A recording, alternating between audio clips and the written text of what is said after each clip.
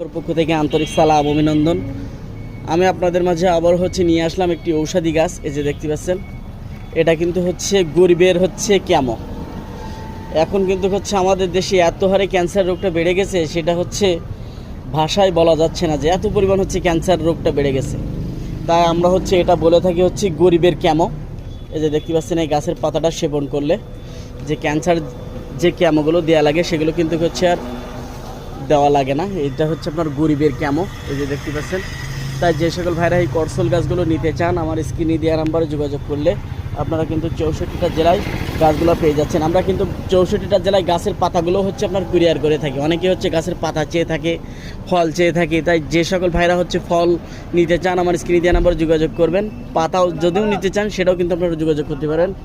তাই এখনই আমার স্ক্রিনে দেওয়া নাম্বারে যোগাযোগ করুন। 64টা জেলায় করসল গাছগুলো আপনারা সংগ্রহ করুন, এই গরিবের ক্যামো।